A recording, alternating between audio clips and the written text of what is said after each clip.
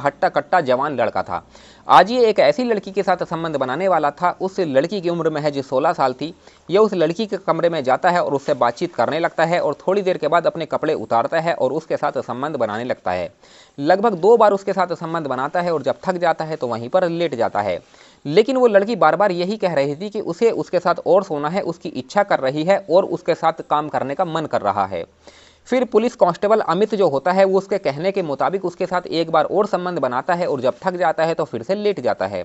लेकिन वो लड़की फिर से बार बार यही कह रही थी कि उसके साथ उसे और सोना है और संबंध बनाना है, उसकी और इच्छा कर रही है। फिर से जब उसकी ये बात सुनता है तो वो हैरान और परेशान हो जाता है और ये सोचने लगता है कि आखिर एक 16 साल की लड़की ऐसा कैसे कह सकती है। फिर वो जैसे तैसे करके उसको समझा देता है और सुला देता है।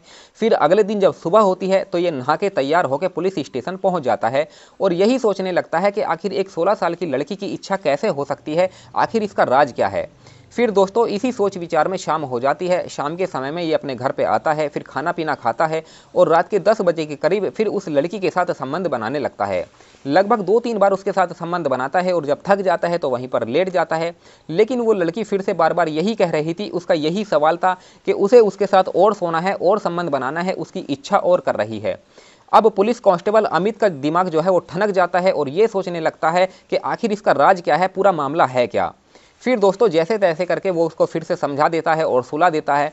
फिर अगले दिन जब सुबह होती है तो ये नहा के तैयार होकर उस लड़की के घर पे चला जाता है, उसके माता पिता के घर पे चला जाता है और उनको पूरी कहानी बताता है कि मैं आपकी लड़की के साथ कितनी भी बार संबंध बना लूं लेकिन उसकी इच्छा और ज़्यादा करती है, उसको काम वासना और ज़्यादा होती है, आखिर इसका राज क्या है। फिर लड़की का पिता उस लड़के को एक ऐसी कहानी बताता है, एक ऐसे राज के बारे में बताता है। जब पुलिस कांस्टेबल अमित उस राज के बारे में सुनता है तो उसके पैरों के नीचे से ज़मीन खिसक जाती है, उसके होश उड़ जाते हैं। दोस्तों आखिर ये राज क्या था, जब आप इसके बारे में जानोगे तो आपके भी होश उड़ जाएंगे, आप भी दंग रह जाओगे और ये सोचने पर मजबूर हो जाओगे कि एक माता पिता अपनी 16 साल की बेटी के साथ ऐसा कैसे कर सकते हैं। इसीलिए इस कहानी में आप अंत तक बने रहिएगा क्योंकि इस कहानी से आपको एक बहुत बड़ी सीख मिलने वाली है। बाकी दोस्तों हमारी आप लोगों से एक छोटी सी रिक्वेस्ट है, अगर अभी तक आपने हमारे चैनल को सब्सक्राइब नहीं किया है तो चैनल को सब्सक्राइब कर लीजिएगा और वीडियो को लाइक कर दीजिएगा। और जितने भी भाई बंधु हमारी इस वीडियो को जहां से भी देख रहे हैं वो इस वीडियो की कमेंट में अपना नाम और अपनी सिटी का नाम जरूर लिखें ताकि अगली वीडियो में मुझे आपके नाम बोलते हुए खुशी हो। चलिए शुरू करते हैं और बताते हैं कि आखिर पूरी कहानी है क्या, पूरा मामला है क्या। दरअसल दोस्तों इस कहानी की शुरुआत होती है बिहार के शेखुपुरा गांव से, जहां पर संदीप नाम का व्यक्ति अपने परिवार के साथ रहता था। संदीप की 5 बेटी थी, इसका कोई बेटा नहीं था। संदीप की पत्नी भी थी। ये अपने परिवार का पालन पोषण खेती किसानी करके किया करता था, किसी तरह की कोई दिक्कत परेशानी नहीं थी। मार्च 2024 होली का त्यौहार का समय होता है। संदीप की बड़ी बेटी का नाम निशा होता है, इसकी उम्र 16 साल के करीब थी। निशा अपनी सहेलियों के साथ बड़े धूमधाम से होली का त्यौहार मना रही थी। शाम के 4 बजे के करीब वो अपने घर पे आती है और नहाने के लिए बाथरूम चली जाती है। जैसे ही वो बाथरूम जाती है तुरंत उसके घर पे 3 बदमाश घुस आते हैं और निशा के माता पिता को बांध देते हैं रस्सी से। फिर निशा के बाथरूम में चले जाते हैं और उससे छेड़छाड़ करने लगते हैं, उसकी वीडियो भी बनाते हैं, उसके फोटो भी खींच लेते हैं। उसके बाद संदीप की जो 2 छोटी लड़की होती हैं वो तुरंत घर से बाहर निकलती हैं और पड़ोसियों को पूरी कहानी बताती है और अपने घर लेके आ जाती हैं और पड़ोसियों की मदद से इनको पकड़ लिया जाता है। पुलिस की उस टीम में अमित नाम का एक लड़का होता है, इसकी उम्र 25 साल के करीब थी, इसकी हाइट भी 6 फुट थी। ये हट्टा कट्टा जवान लड़का था। जब निशा को देखता है तो देखते ही दंग रह जाता है, इसके होश उड़ जाते हैं क्योंकि निशा देखने में खूबसूरत थी, एक बला थी, वो परी के जैसी लग रही थी। अगर कोई भी इंसान उसे देखे तो एक ही नज़र में पसंद कर ले। फिर अमित इसके ऊपर मोहित हो जाता है, इससे शादी करना चाहता था, इससे प्यार करने लगता है। फिर वो तीनों बदमाशों को लेकर पुलिस स्टेशन पहुंच जाता है और इनसे पूछताछ करने लगता है कि आखिर वो उस घर में क्या करने के लिए गए थे, उनका मकसद क्या था। फिर ये तीनों बदमाश अपना जुर्म कबूल कर लेते हैं। अमित जो होता है इन तीनों बदमाशों के फ़ोन से वो वीडियो भी डिलीट करता है और वो फ़ोटो भी डिलीट कर देता है और इनके ऊपर मुकदमा दर्ज करके इनको जेल भेज देता है। दोस्तों अमित पुलिस स्टेशन में निशा के बारे में ही सोच रहा था, हर वक्त उसी का ख्याल उसको आ रहा था। इस तरीके से 15 दिन का समय गुजर जाता है। जब अमित अपने आप को रोक नहीं पाता है, बर्दाश्त नहीं कर पाता है तो तुरंत निशा के घर पे चला जाता है और उसके माता पिता से कहता है कि वो निशा से प्रेम करता है, मोहब्बत करता है और उसे अपनी दुल्हन बनाना चाहता है। जब निशा के माता पिता उसकी ये बात सुनते हैं तो कहते हैं कि तुम हमें 1 दिन का समय दे दीजिए, 1 दिन के बाद हम सोच के आपको जवाब दे देंगे। फिर अगले दिन अमित जो है निशा के घर पे चला जाता है और उसके माता पिता से पूछता है कि क्या तुमने सोचा है। फिर उसके माता पिता तैयार हो जाते हैं इस शादी के लिए और कहते हैं कि हम निशा की शादी तुमसे करने के लिए तैयार हैं। फिर अमित भी अपने परिवार वालों को मना लेता है। फिर इन दोनों का रिश्ता पक्का हो जाता है। आखिरकार वो दिन आ ही जाता है जब अमित दूल्हा बनता है और बारात लेकर निशा के घर पे चला जाता है और निशा को अपनी दुल्हन बना के अपने घर पे लेके आ जाता है। फिर निशा को कुछ महिलाओं के साथ आंगन में बैठा दिया जाता है और उसका कमरा सजाने की तैयारी की जाती है। लगभग 2 घंटे की मेहनत और मशक्कत के बाद उसका कमरा सज के बिल्कुल तैयार हो जाता है और निशा को फिर उस कमरे में बैठा दिया जाता है। लगभग रात के 9 बजे के करीब जो अमित होता है वो अपनी पत्नी निशा के कमरे में चला जाता है। इन दोनों की दुआ सलाम होती है और उसके पास जाके बैठ जाता है। फिर वो उसका घूंघट उठाता है तो उसका घूंघट उठाते ही खुशी के मारे उछल उठता है, क्योंकि निशा इतनी खूबसूरत थी कि उसने अपनी ज़िंदगी में इतनी खूबसूरत लड़की नहीं देखी थी। फिर लगभग 2 घंटे तक ये एक दूसरे से बातचीत करते हैं। फिर अमित निशा से कहता है कि आज हमारी सुहाग रात है और इस रात को हम एक यादगार रात बनाना चाहते हैं। दोस्तों, निशा जब उसकी ये बात सुनती है तो वो बड़ी खुश हो जाती है, क्योंकि उसके चेहरे पर कोई शिकन नहीं थी, कोई मायूसी नहीं थी। वो तो चाहती थी कि उसका पति उसके साथ कब सुहागरात मनाए। अमित अपने कपड़े उतारता है और एक एक करके निशा के कपड़े भी उतार देता है। अब ये दोनों बिल्कुल निर्वस्त्र हो चुके थे। अमित निशा के साथ सुहागरात मनाने लगा था। लगभग 2-3 बार वो उसके साथ सुहागरात मनाता है और जब थक जाता है तो वहीं पर लेट जाता है।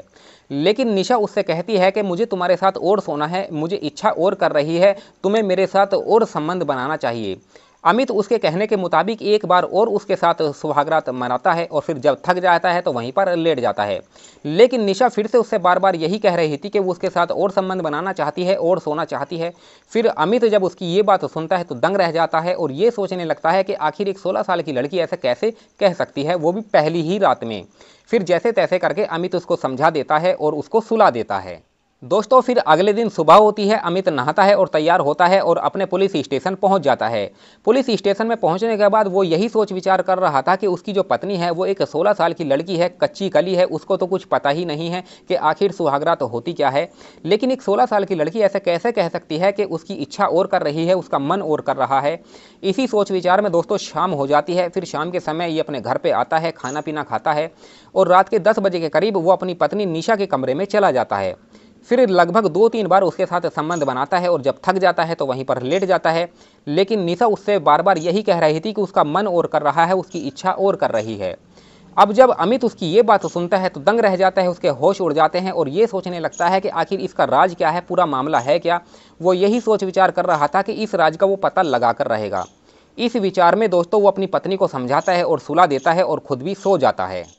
दोस्तों, इस तरीके से लगभग 5 दिन का समय गुजर जाता है। एक दिन अमित अपने पुलिस स्टेशन जाने के लिए तैयार हो रहा था।